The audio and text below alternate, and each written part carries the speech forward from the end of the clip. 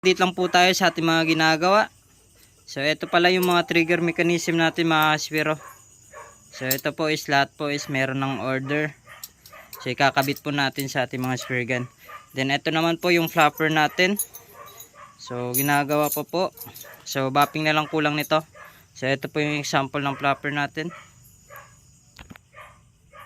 Yan, pasensya na po kayo kung medyo maingay yung aso. So gabi na po kasi. So mag-update lang po tayo sa ating mga natapos na mga spear gun. So medyo madali-dali na lang po yung ating gagawin. Ito yung trigger is natapos na rin po natin to nung kailan lang. So ipapakita ko lang po sa inyo yung mga trigger mechanism natin. So hindi pa po to nalilinisan. Tsaka na po natin linisan kapag mag-assemble na po tayo. Yan po. Ito naman yung flapper. So gumagawa na tayo ng handle pala mga kaspiro. So ang gawing yung handle natin. Yan po, naglagay na po tayo ng design dito para makat na po natin bukas. So marami po to. So na almost 75 pieces yung ginagawa nating handle. So ikakat natin to bukas.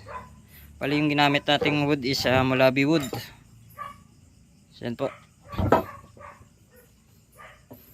Ito naman po na handle is pang left and right, pang right handed na ganito. Then ito naman is ergonomic handle. So i-update ko na lang po kayo kapag meron na tayong natapos na handle. So madali na lang po yan kapag kinat na po natin, titirahin na po natin yan. So ito lang muna ang update natin mga spiro. Ito yung mga trigger. Ito naman yung flapper natin. Then ongoing yung handle natin. Yung flapper natin patapos na po yan.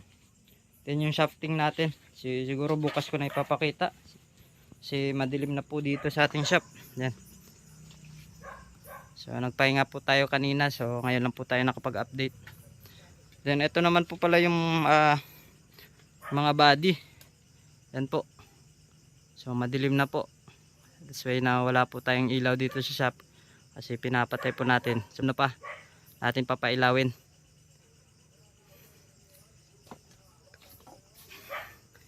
Yung mga laminated wood yan po. So naka na po siya. So konting antay lang po mga kaspiro. So madali na lang po yan. So medyo madilim na talaga sa shop natin. Pero at least mag-update lang po muna tayo para at least yung mga nagtatanong kung anong status na ng mga spear gun nila. So konting antay lang po mga kaspiro.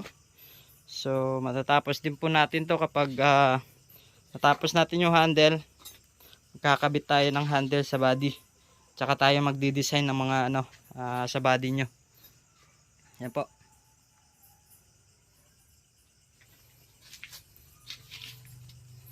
So hanggang dito na lang yung update mga kaspiro. So maraming salamat po.